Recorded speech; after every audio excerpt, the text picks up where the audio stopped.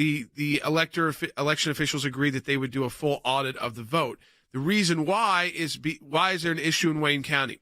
In 71% of the precincts, 71% of the precincts, the number of people who signed in to vote is lower than the amount of votes that were cast. So the amount of people that actually signed in to vote is lower in 71% of the precincts.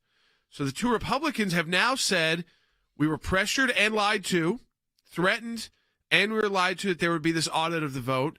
So we are pulling back our certification. In fact, we never actually went through the full certification process, and this would put the certification of the entire state's, of course, election into question, which then goes to, again, the bigger issue of will these states meet their deadlines where they have to certify these votes, and what happens after that? We will explain that today on the broadcast and take your phone calls at 1-800-684-3110. Well, this is called failed elections. I mean, this is elections that are not working. This is a process that does not work. We've seen it in Georgia, which we'll get to in a little bit, which is a total mess. They're supposedly certifying that tonight, which I can't even imagine. And now you got Wayne County, which is Detroit, Michigan, and you got two of the electors saying, you know what? We don't think we can certify this because there were these 71% irregularities. Now, Harry, this is your hometown. What is going on in Detroit? Well, what is going on in Detroit is what has gone on in the past. The city of Detroit has been a voting mess for decades. In this particular case, if you go back to the August primary in 2020, the city of Detroit had the same voting problems that the city of Detroit experienced in November 2020. So one of the key points to be made here is that the city of Detroit did nothing to clean up its act over the last 4 or 5 months. Essentially, we have unbalanced voting rolls suggesting one of two things. Either that more people voted than actually registered, or there's a huge problem with respect to the voting rolls. In either case, the vote should not be certified in Wayne County. Let me quickly go to Andy Economo, who's in Georgia. And Andy, you got a vote certification issue there, too. More counties found yesterday, last night. That's true, Jay. Yesterday, we found out that there were ballots that were found in Douglas County, which is west of Atlanta toward the Alabama line. I don't know exactly how many, but it was reported on the local news, WSB, that there were additional ballots found. So we've got Walton, we've got Floyd County, we've got Fayette County, we've got now Douglas County, in which votes are being found, and the Secretary of State appears to be forging ahead, blundering ahead to make a certification on the 17th day following. Forging is a good word, I would say here. Go ahead, Jordan. And we've got Ginny Beth Martin from Tea Party Patriots going to be joining us in this first half hour of the broadcast, too. She made that phone call we played yesterday to the election officials wondering, does the recount even matter? Which votes are you going to even count in the state? And they're not quite sure.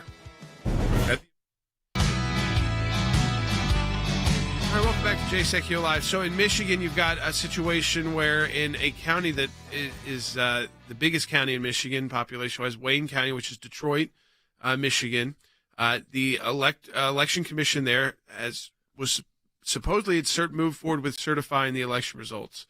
And now the two Republicans there's two Republicans and two Democrats on the commission. The two Republicans have said they were pressured into signing off on this and that they were told there would be a full canvassing and audit of the vote, and that's not taking place. They actually never finally signed off on it, so they have now issued that they are not going to certify this. This then brings into the federal laws in question, like the Electoral Count Act, which comes from 1887, when you basically do not have states certifying their elections on time, so they're missing the deadlines, and they've got various issues where you talk about, was the election basically a failed election in the state? In the sense you can't rectify the results. Like we were talking about with Harry, if you got 71% of your precincts don't add up, and in your biggest county in your state, your whole state has had a failed election when it comes to the races that were affected by that county, and of course the presidential race is affected by the largest county in the state. Yeah, and of course, then when you do have a Democrat stronghold, and when you have a failed election, there's a process under the Constitution and under state law as to what's supposed to happen. The ACLJ has produced a rather lengthy memorandum on state legislatures' ability to seat electors, because when you've got a failed election, I mean, we should also mention Harris County in Nevada, where they're throwing out 150,000 ballots for a commissioner's race, but they're letting it stay for the president.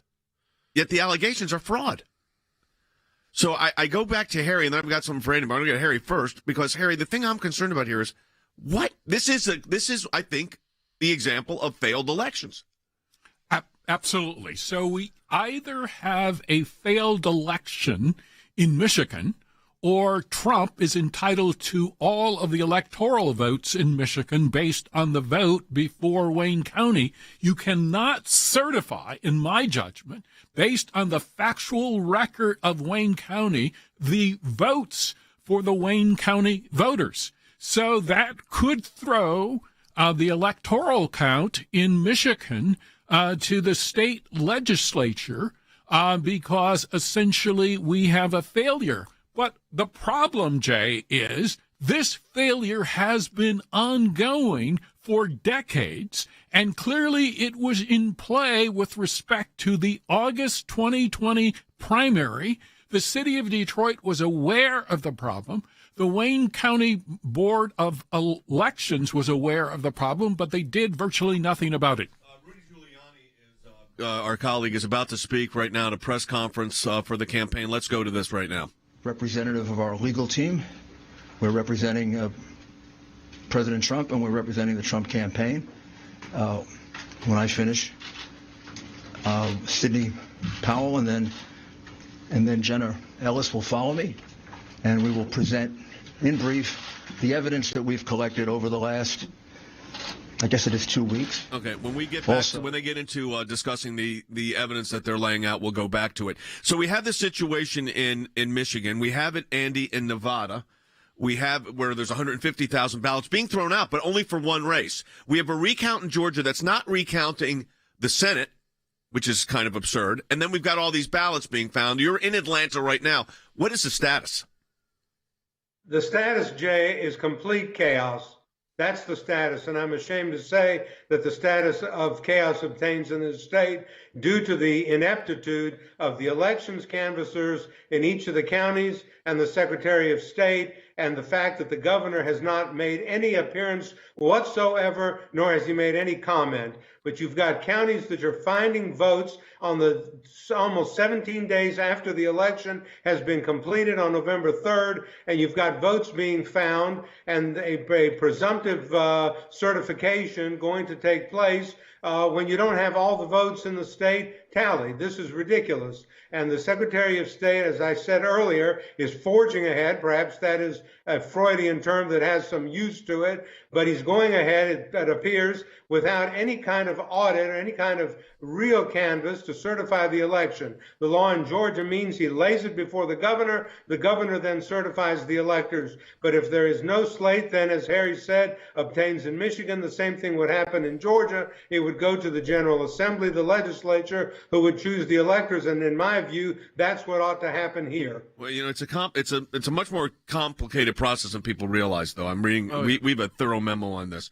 You got the legislative bodies decide if they're split, then the governor of the state does. Governors, and then you've got Congress too. Yeah. I mean, this again. It's a complicated, much more complicated process than we kind of explain to our kids if you go vote, and then you, even at the electoral college process, when you understand that. The actual process of electors and how that all works is more complicated than most civics lessons get into, and even most attorneys ever get into, because we don't have these situations where it's so widespread. But here's a situation, too, like in Wisconsin. There is going to be a recount. Trump campaign is paying for it. It's only in 2 counties, Milwaukee County and Dane County. And Dane County is Madison. And they can't figure it out there. The commission there is at a war.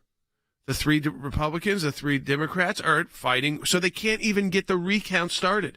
This is showing a glaring problem in our election process, and it's not good for a democratic republic. I agree with a lot of the commentators who said that, this is not good. But what we're actually exposing is the real problems that have been in existence, and maybe the numbers haven't been there before where maybe the problems haven't mattered as much. But when you have bad leaders like in Georgia and Secretary of State, goofy electoral commissions set up like in Wisconsin, they can't figure out how to get a recount started in just 2 counties, a paid-for recount. The state gets paid to do the recount. They can't figure that out. And in Wayne County, 71% of the precincts numbers don't add up. And they're not like 1 or 2 off. They're hundreds off in precinct to precinct. They're not 1 or 2 people that didn't sign in right. These are talking about literally, if you put it all together, the numbers don't add up in these states. And they happen to be in the 5 or 6 states that determine who the next president of the United States will be. That's where we see most of these problems. We're not seeing a lot of these problems in the bluest of blue or the reddest of red, and I think that's because the elections were pretty clear in those states. Yeah. So but in states where it comes down to 100 votes per precinct, and you're 200 people off in your precinct, well, guess what? That you could be responsible for screwing up the presidential election. That's what's happening. Well, I'm holding in my hand. I showed this yesterday. This is the thumb drives that are showing up all over Georgia. I mean, I think when I say all up over Georgia, there's been at least 4 counties now. We don't have final counts from these, but this is what we have no idea what the certification is. We have no idea who kept them. We have no idea if there was a cross check. We have no idea if they were left in somebody's drawer. We have no idea if there's 10 more of these. But they are bent on certifying tonight. So that's Georgia. Nevada, we got 150,000 voters that ballots are being thrown out as to a county commission race where they said there was fraud in the way this was all done. They admitted to fraud in Clark County. So a Democrat-controlled county has said they had so much fraud in one of their races in the county. 160,000 votes are being tossed out. They're going to have a revote for that race. Well, shouldn't you be tossing but they're going out to count them all of for president. Yeah. So there was only fraud for the county commission. That's pretty significant manipulation. So there's a team out there doing that. There's a team in Georgia getting ready, I think filing today on that. Michigan, you have this moving certification issue. And in Georgia, of course, as I said, there'll be a lawsuit filed today. Pennsylvania, the hearing is already taking place. We're waiting to see what happens there. Putting this in perspective, here's what it means coming up on the break. We're going to hear from Jenny Beth after the break here. That's right. She went and made calls in Georgia to the election authorities, Andy, and then the election authorities were very unclear as to what vote they're going to certify. The vote on election night or actually the new ballots found? Well, I heard her say that, and one of the election officials to whom she spoke said, I'm going to certify to the Secretary of State what the result was on election night. Well, how can you do that and then have a meaningful audit or recount after? It doesn't make sense. The idea of a recount or a recanvass, or to use the Secretary of State's word, an audit, is not that you certify what was on election night, which obviously is incorrect, but you do it the right way by auditing the ballots piece by piece, vote by vote, ballot by ballot. If they're mail-in, match the signature with on the envelope with that in the ballot, and so forth. So this competing representations that are being made to people add to the chaos that exists in this state. Yeah, this is. By the way, the ACLJ is. I'm holding up in front of you memos that our teams are putting together on the state issues on these certification issues. So the ACLJ legal teams on the constitutional issues and election integrity are fully engaged.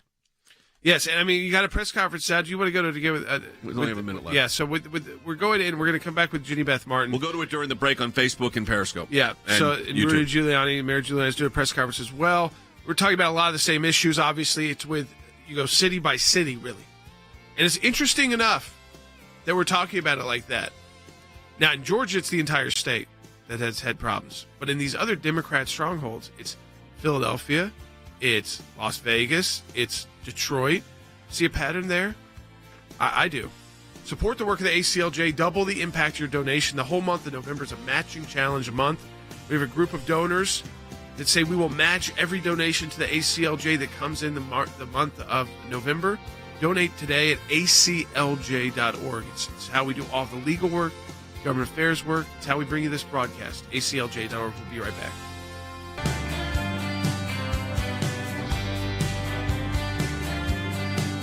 All right, welcome back to Jay Sekulow Live. This is Jordan Sekulow. We're going to take your phone calls, 1-800-684-3110. Jordan, will you say the certification issue is complicated? Just so our audience knows. Let me tell you, we are looking at it. It is It is complicated. We're breaking it down, but it is a complicated process. And the problem is that you've got a lot of state leaders, I think, in Georgia, and Ginny Beth Martin's joining us now from Tea Party Patriots. In Georgia, you've got Secretary of State, these people that run for elected offices. Let's say I have friends who have statewide elected office, and they take their jobs very seriously. They have jobs. One of my friends is the state auditor in West Virginia. You may not even be able to figure out what that title means. It's very complicated, and he takes it seriously. A lot of people run for Secretary of State as a jumping board. And they think that, you could just sign off on the election. That's all I got to do. The counties are going to do the work. And you're seeing in Georgia what happens when the state level leadership, it can be Republican, doesn't really understand what their job is, and they get a tight election, and they got the problems going on, and you get to a situation, and we've got Ginny Beth Martin joining us now from Tea Party Patriots. And Ginny Beth, you get to a situation, you made the phone calls, and you put them out online publicly, where you actually called the election officials locally and said, what's even going to count in the final results in Georgia? And they really don't know. No, they don't know. What they've been told from the Secretary of State, at least at this moment, is what counts is what was certified at the local level last Friday. And in fact, we're hearing, now I haven't seen this yet, so this is what we have heard from local boards of election, and where we've done an open records request, is that the Secretary of State has even said, just use the same numbers unless you found extra ballots. So I don't even. I mean, what does that even, Jay Beth, this is Jay, what does that even mean? I mean, what in the world does that even mean? That it sounds to me like it means it doesn't matter what you counted. We'll just use, in the manual recount, we'll just use what was scanned. Okay. So, and I wonder, why are we recounting then? Well, Andy, we were looking at this Georgia situation very carefully, obviously, at the ACLJ. And it seems to me, I'll get Harry's comment on this too, but I'll start with Andy, that they are running into equal protection issues. They are running into violation of state laws. They are going to certify something and not even know the number they're supposed to certify. That's exactly right, Jay.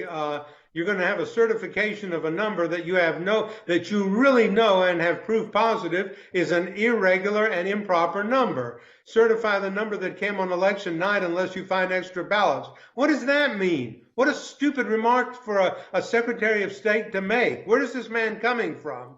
If you're going to have an audit, you have an audit. You look at the votes, you handle them manually. You look at the vote, the ballot that was cast, if it's an absentee, and you check and make sure a mail-in ballot, and you check and make sure that the signatures match. You don't just take the numbers and add, if you find some extra ballots. What kind of incompetence is that? What kind of guidance is that to give? Well, I mean, this man, Kelly Loeffler and David Perdue both asked that he step aside and resign, and I think he should. Look, I represented the Secretary of State in Georgia for years.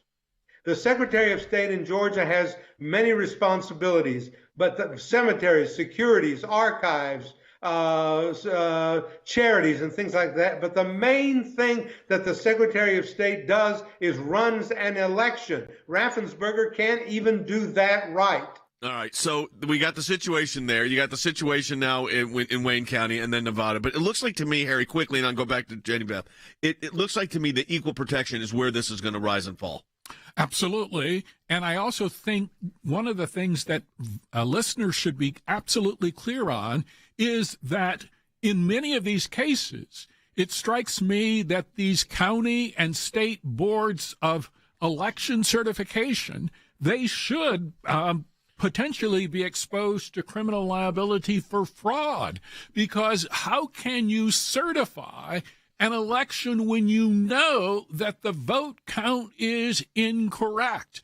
And so the question then becomes, why are they doing that? Right. What is motivating them? Right. What is incentivizing them to engage in this misbehavior that violates the Constitution and may expose them to some type of criminal liability? I want to go back to Ginny Beth Martin, who's joining us from Tea Party Patriots. It's teapartypatriots.org. But Ginny Beth happens to be, like a lot of us, from the state of Georgia. And so I want you to explain what you tweeted out yesterday. It's because we played it on air yesterday. We told people we'd have you on today about exactly what you did as a Georgian. So it's not just as the head of Tea Party Patriots, but as a citizen of the state of Georgia, a voter, what you did and what people hear in that call when they say that they're not really sure, like, the election results they're going to count the counts from that night. And, of course, when did election night end? that's a big question too, because if your vote's on a thumb drive that wasn't found, did election night end for you before your vote was counted or after, and then after the recount? So, Judy Beth, tell people about that, because it's getting a lot of attention, and it's kind of showing in Georgia specifically. I see, unlike some of these states where it's Philadelphia is the issue, or Clark County's an issue, or Detroit's an issue, in Georgia, the entire state seems an issue. Yeah, the entire state is an issue. We've got an issue from the beginning to the end. We don't know whether the votes that were cast were legal or not. We're just supposed to take the word of the people who were verifying signatures. And under normal circumstances, that would be okay. But there's so many reports of people who showed up on election day and learned that a ballot had already been cast for them as an absentee ballot, or requested as an absentee ballot for them when they did not request one. So there's an issue with that, and we need to know whether the votes that were cast were legal or not. And we still don't have there's no sunlight there at all, no transparency, and we don't have the answer to that. Then the next thing is that we're doing this recount. The recount is a complete and total sham. The rules they seem to keep changing. The Secretary of State said last Wednesday there would be an audit, a full manual recount, and a recanvass of all the votes in the presidential election. But now it's changing to this, well, if it's within the margin of error, then we'll just take what was on election night. Yeah, well, there's no margin of error. That's fine for a poll, and those sure weren't accurate, but there's no margin of error when it comes to a vote. Here's what Mayor Giuliani just said about the situation in Georgia. So, for example, the recount being done in Georgia will tell us nothing, because these fraudulent ballots will just be counted again because they wouldn't supply the signatures to match the ballots. So it means nothing to have counted these ballots. So, I mean, Judy Beth, again, I feel like this is a great example when, all of us who work for groups, maybe conservative groups, it may mean that we're more aligned with Republicans usually than we are Democrats, but that it can be just as bad in a state that is run entirely by Republicans. And I think Georgia is showing that example, is that you've got to have effective state leadership. And in Georgia specifically, this is not just us as conservatives hammering Democrats or liberals. That is exactly correct. Over the last 2 weeks, I've thought, no wonder the Democrats didn't trust the election 2 years ago. And what are we going to do when we get to the end of this and you have most Democrats in Georgia and most Republicans who actually question whether the vote they cast will be canceled by an illegal vote? That's not a good place for us to be as Americans or Georgians. It's not. And Ginny Beth, I mean, we've only got 40 seconds here, but I mean, in her home state of Georgia, and many of us where we're from happen to be at the ACLJ, they're going to have the two decisive races to decide that control the U.S. Senate on January 5th. So that Secretary of State has got a whole issue to deal with a runoff there as well. We appreciate Ginny Beth joining us as well. Check out teapartypatriots.org. That's teapartypatriots.org. Second half hour of Jay Sekulow Live coming next. Of course, we'll watch our press conference with our colleague, Mayor Giuliani. We'll be playing that for you during the breaks. We'll be right back. Jay Sekulow Live. And now, your host, Jordan Sekulow. So welcome back to Jay Sekulow Live. This is Jordan Sekulow. We know the press conference going on with our colleague, Mayor Giuliani, and some of the Trump legal team. Of course, if there's anything there that we're not talking about here that we need to break to, we can, so we're monitoring it closely for you as well. And I think, it's important, this patterns that we're talking about. This is from the press conference happening now. This is Mayor Giuliani, and this is important because we keep talking about it as well. Patterns that you see of problems in these states that are the most important to the election. Take a listen, Byte 32. And what emerged very quickly is there's not a singular voter fraud in one state. This pattern repeats itself in a number of states. Almost exactly the same pattern, which to any experienced investigator, prosecutor, would suggest that there was a plan from a centralized place to execute these various acts of voter fraud, specifically focused on big cities. Well, and that's what we were talking about. In most of the states where there are issues, it is Philadelphia and Pittsburgh in Pennsylvania. It is Detroit in Michigan. It is Las Vegas it is Milwaukee.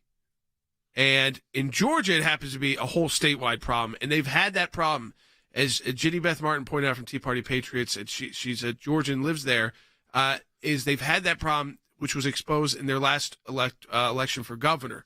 They really barely got their act together there. It was decided by 300 votes. Stacey Abrams became a player. So, I mean, that was a whole issue. And now they've got they've got 2 runoff elections for the U.S. Senate. But I think where Mayor Giuliani's right is that in the majors, the other states, the Democrat stronghold states that we talk about, where you've got blue counties, they all seem to be having the same problem with trying to certify their elections. The numbers don't add up. The mail-in ballot numbers, even the same-day voters, don't add up in Detroit. In 71% of the precincts. Yeah, the precincts. So here's the question. I guess it's kind of the top of everybody's mind here, and we'll start with the situation in Georgia. So in Georgia, we've got, Andy, the situation where we know that there's been these 4 or 5 counties have found, or precincts have found these the thumb drive that have the actual votes on them. We don't know now, based on what Jenny Beth Martin said, whether they're going to even count those or not in their certification. We have a runoff for 2 U.S. senators around the corner. So I ask you, you're there right now looking at this. I know we're going to have litigation filed there this afternoon or later this evening. But this is a colossal mess. Well, it is, Jay. And the thing that scares me to death is that on January the 5th, this same Secretary of State, Brad Raffensperger, is going to have to make a certification to the governor of a runoff election that's going to decide who controls the United States Senate. Think about this. It's going to be a runoff between a communist Marxist, John Ossoff, who's never had a job in his life, and Senator Perdue, and Pastor Warnock, and Kelly Loeffler, the incumbent, excellent United States Senator that we have that was appointed to fill Senator Isaacson's unexpired term. That's coming up in a matter of weeks. How is that election going to be handled? Can we rely on the results of that balloting? What is going to happen in that race? They need to get their act together well before that race, which decides the balance of power in the United States Senate, comes to fruition. I agree 100%. We've got, again, we're going to start taking your phone calls. We come back from this break at 1-800-684-3110. We're monitoring the press conference with our colleagues as well. We've played from you of that, but we're kind of we're discussing a lot of the same issues and more in depth. Of course, getting you in this conversation as well. I want to remind you all, as we begin to take more phone calls in the next segment of the broadcast and comments at 1-800-684-3110, that November is a matching challenge month for the ACLJ. I know next week, with Thanksgiving and I think it's a good thing Thanksgiving is coming for a lot of people. If you're in your state, they're not shaming you not to celebrate it. Of course, to be conscious of health issues and of your family. But as we head into that, again, this is a great time to support the work of the ACLJ because we have a group of donors that say we'll match all of the donations in the month of November. So if you thought about donating to the ACLJ or making your donation to the ACLJ, this is a perfect time to do it at aclj.org.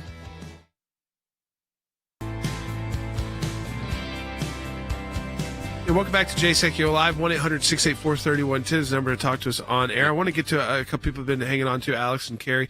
So we'll start with Alex, and we'll get to you next, Carrie. Alex in Florida on line 1. Hey, Alex, welcome to Jay Sekulow Live. Hi, Alex. Hey, Alex. Hi, Jay. Hi, guys. Thank you for taking my call. I really appreciate what you guys are doing for President Trump, and I'm all the way with you. Thanks. My quick question for you today is, I know this election is far from over and there's still counts being counted in those states that you guys were talking about. But my question is why is people calling Biden president-elect, and why is he always on the air trying to do? Because the people that are calling him president-elect are the networks, and he's not the president-elect technically. No president-elect is no person that won the presidency is really not the president-elect until the Electoral College meets and casts its vote. And we've got a lengthy memo on that. That doesn't happen until mid-December, December 14th. So, but traditionally, they've said the winner of the race is the president-elect. So the networks have done that. What we're saying is I don't care about labels right now. I'm trying to figure out, for instance, and this is what's interesting to me on the Detroit side of this, or the Wayne County, Harry, is what's the remedy for this? Mayor Giuliani just said that they withdrew the lawsuit because now it's not being certified. Or at least the two are alleging it can't be certified, so it should not be certified because you need a majority. What is the remedy? Well, one remedy is to require the citizens of Wayne County and the city of Detroit to re-vote. And then the question becomes, what was the margin of victory reported by the Wayne County Board of Canvassers? And then what is the new margin? And what is the nature of the fraud? And what is the nature of the fraud? So one of the things that we need to establish, and we don't have a complete handle on, is how widespread the fraud was. Yep. Certainly there's anecdotal evidence suggesting that the fraud could have been very widespread, and that might be enough to change the outcome. Because the question is always, is it outcome determinative? Precisely. Yeah. And it might be because Wayne County is such a large county in Michigan. Yeah. The other question that's out there, and I don't know if the president's legal team is pursuing this, is that there may be some evidence of fraud that has occurred in other I don't know. counties I'm not as well. Following that one in that detail. There's other lawyers working on that. Let me then go to Jordan and Andy, because this is the question I have, Jordan. In Georgia, with it was 3/10 of a vote, and Purdue would have avoided the runoff. Right. The idea that they're not counting. It's a big goofy election. Laws that don't make sense. Laws that don't work. 10,000 and votes. they haven't obviously fixed anything from their last election cycle, because I guess the Governor Kemp, who's a Republican, call out here, didn't want anybody to look into their actual election issues they have there, because he barely squeaked out a victory in a state he should have easily won, and of course I think he won by 300 something votes. And so I guess he told the Secretary of State, let's not really look into our situation. So now we have literally the entire state has got issues all over. And Georgia and those election officials are going to decide the outcome of the balance of power of Congress. Yeah, well, is if Joe Biden becomes president, is there a check on Joe Biden or not by any of the either of the legislative branches? It's not going to be the House. That Democrats control that, but it could be that Mitch McConnell remains majority leader of the Senate, but it comes down to the two races in Georgia, and that same Secretary of State has got to put that on. Well, has to put on a full runoff election. Now, there's not going to be mail-in ballots, but there are absentee ballots. Yeah. So Kevin on YouTube just asked this question, Andy, is with all of this that's happening in Georgia, with them finding these thumb drives around and all the other issues that they're dealing with, what is going to be the impact for correction purposes, if any, and I underline if any, for the upcoming Senate race, which is in January 3rd, and so far there's been no indication that the legislature is coming back in session. No, that's right, Jay. One of the remedies, and I was talking to a state senator, and I won't say who it is, but he said, well, what do you propose that we do? What is the remedy? And I said, the remedy is when you have an election that is so rife with fraud throughout the state and votes are being found days and days and days after the election, you simply invalidate the election and go to the Constitution. And what the Constitution says is that the electors are selected by the state legislature, by the General Assembly of Georgia, and that is the slate that is certified to the Congress for purposes of the Electoral College on December the 14th. That is the remedy that I am seeking. Invalidate this election, send it to the General Assembly, let them pick the electors. Look, we have got coming up, and I said this earlier and I'll repeat it, it bears repetition. We have got 2 United States senatorial election runoffs coming up on January 5th. We can't face the same mess on January the 5th that we have today, because that's the firewall between Biden, if he ever gets to be president, and Pelosi and her crew in the House of Representatives, is that we hold the Senate. And the state of Georgia stands in the middle. As Schumer said, we take Georgia, we control America. You know what? In a goofy kind of way, he's right. No, he's totally right. I mean, Chuck Schumer, right. If you have if you've got the House and the Senate and the White House, you can put forward your Green New Deal. It might cost you in midterm elections. You can do your tax hikes. It might cost you in midterm elections. But even in those midterm elections, it's tough for them to repeal what you put forward. they can prevent future. So, I mean, it is very important, folks, that Georgia gets things right. And it's not clear that you've got a functioning government there, that the Secretary of State's office is functioning correctly, the governor's office is functioning correctly. The list goes on. Let's go to Carrie in Missouri on line 4. Hey, Carrie. Thanks for taking my call. It appears like each day more and more evidence for this pattern of massive nationwide voter fraud did indeed take place. So what is the process to be able to get all of that evidence and patterns presented as a whole before the Supreme Court instead of just the state-by-state basis? So I think one is it's got to be state by state and county by county, and you need to Constitution look requires. at the states. You cannot go into all 50 states. You don't have time in the election. Courts are a place of last resort. And actually, the law is written where you don't have to fully rely on courts. State legislatures can step in without courts, declare election failed, and decide that they're going to put forward a new group of electors and decide who those electors are.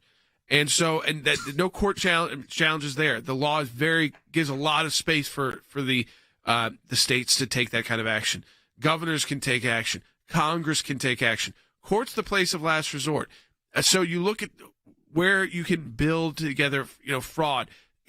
For instance, one of the problems with the recount going on in Wisconsin right now, Mayor Giuliani was just talking about this at their press conference, is the recount in Madison, which is one of the counties of the 2 counties that the Trump campaign wants to have recounted in Wisconsin. The number of absentee ballot requests doesn't match the number of absentee ballots counted. Now say that They again. don't have enough requests to match up with the amount of votes that came in. So how And is technically, that's it. If you got an absentee ballot incorrectly, they should just have tossed it. So if they don't have a record of you requesting it, that vote should be tossed. without a question? So Why they is don't want this the even recount to start because they got problems like that they don't want to have to deal with. But why is Because then that they even- can't certify it as a state, and there's a whole host of legal issues that are roaring towards these states that the Yes. New York Times doesn't want to actually think about, which is Exactly. when they can't actually certify their state elections. This exactly, and by the way, the Constitution has remedies for that, and so do the state constitutions. I'm Not holding up. remedies they like in the New York Times. No, it's not the piece they wanted in any of these papers, but I'm holding the memo on how it's done. This is how it's actually done, and what they want to do is not do that, to avoid that. So they're trying these certification men, but legislatures are now saying, wait a minute, this is not the way it's supposed to be. Here's Mayor Giuliani talking about that. There are 60,000 ballots in Milwaukee County and 40,000 ballots in Madison that, as far as we can tell, and this is why we're auditing, because we have very good information, the numbers are going to come out about here, that don't have applications. Under the law of the state of Wisconsin, already decided, if there's no application for an absentee ballot, the absentee ballot is thrown away. Yeah, well, there you have it. So, I mean, and that would, and Harry, again, we only got less than a minute for this segment. That would make sense in light of, if that's the case, you can't just count it. Absolutely. One of the things that is absolutely clear in Wisconsin, in Wayne County, Michigan, and in the state of Georgia is that the election officials, in addition to likely engaging in fraudulent behavior, or at least huge mistakes, they also have difficulty with elementary math. It's impossible to justify the outcomes in those 3 jurisdictions based on an elementary understanding of mathematics. All right, folks, we have another segment coming up. We'll take more of your phone calls, more of your questions, and more of your comments. 1-800-684-3110. Remember, at the ACLJ, the entire month of November is a matching challenge month. What that means, we have a group of donors. They get together. They say, we will match all of the donations that come into the organization in the month of November. So if you donate online at aclj.org, you double the impact of your donation. That's aclj.org. It's how we do all the work that we do. It's also how we bring you this broadcast every single day. We'll be right back.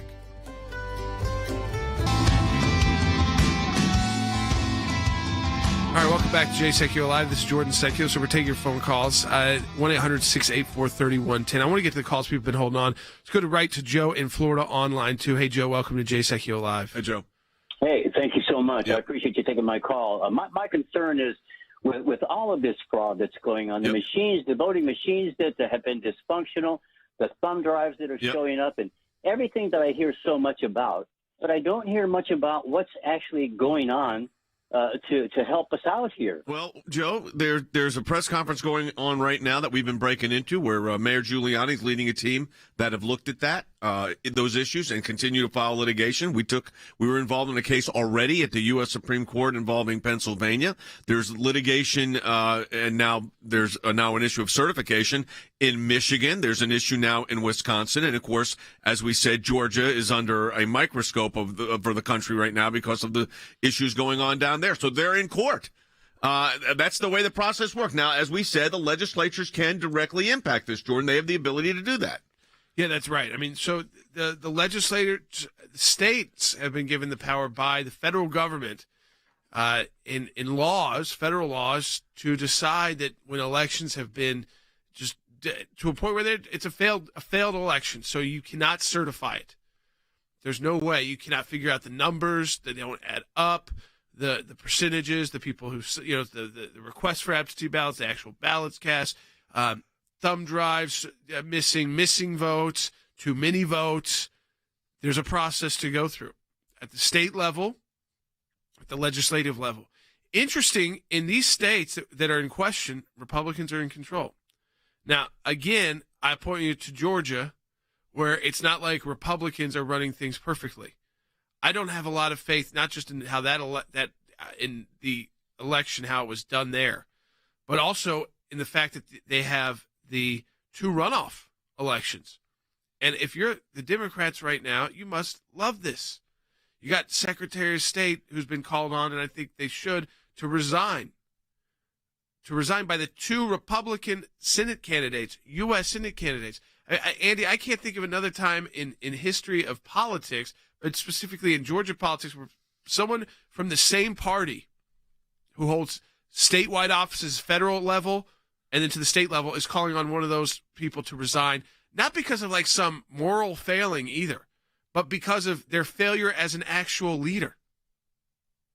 Well, that's right, Jordan. I've lived in Georgia for 54 years since I came to Emory as a student, and I've never heard a political party call upon a member of its own party to step down because they didn't know what they were doing.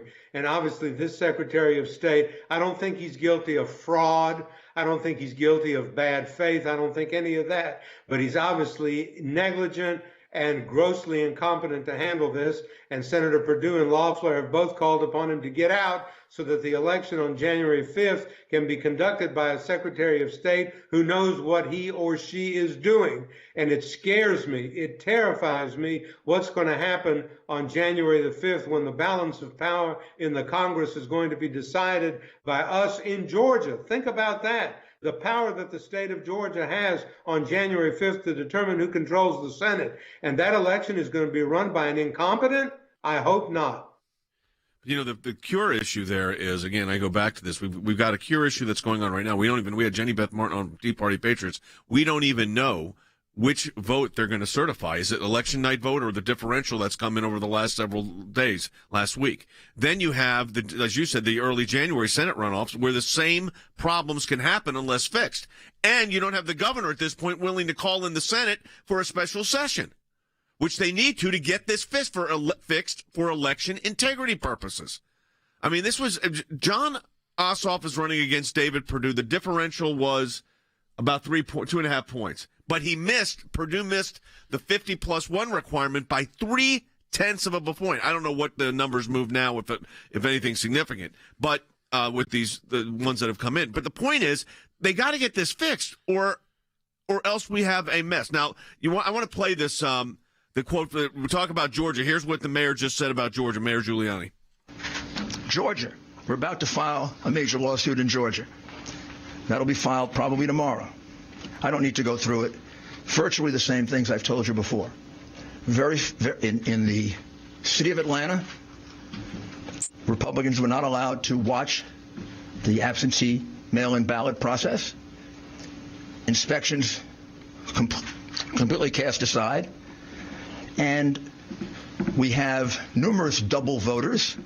We have numerous out-of-state voters. And we have specific evidence of intimidation and changes of vote. That'll all be in the lawsuit that comes out tomorrow. So as we're sitting here, there are more lawsuits being filed immediately, and there's additional court action going on in Pennsylvania, that amended complaints being filed there. So, it's going to be interesting, Harry, if this ultimately winds up in some form, either in the state legislative gambit or at the Supreme Court, or both, depending on the state. Absolutely. So I think there's a high probability that the state legislatures will indeed play a role, and I think they should play a role, because there's clear and unmistakable evidence, at least from my perspective, suggesting that there may be several failed elections in a number of states affecting the outcome of the election. And there may also be cases that will be filed with the United States Supreme Court. Collectively, all of those states are indeed outcome determinative, and I think it is premature to claim that Joe Biden is indeed the president-elect. All right, folks. Again, 1-800-684-3110. Let me try to grab one more call in today. Still, let's see, we get both these. Steve in Tennessee, very quickly, you're on the air. Yeah, thanks for taking my call. I have a huge appreciation for all the ACLJ is doing. Thanks. My question is this. What can the general public expect as far as a timeline goes as to when we'll have answers to what the states are doing and, of course, ultimately the president? Real quick on that, I think by the day that the the litigation on this has to end, I think, really by the time the Electoral College meets. If not, the state legislatures will be having to take a big role that they don't want to take. The huge legal problem is like roaring towards them, and that is that they have their own deadlines in place, and then there's the federal deadlines in place, and they have all these bipartisan commissions that have to agree to submit, and they're not. And there's fights now over that in Michigan. There's fights over that in Wisconsin. There's problems with that in Georgia. You're seeing it throughout the cut in Nevada as well. Let's take Cindy's call quickly. Cindy, you're on the air in Michigan. Hi. I was wondering, are they going to do an investigation concerning the House and Senate? So I don't think, Cindy, and I know you're calling from Michigan, none of these recounts so far.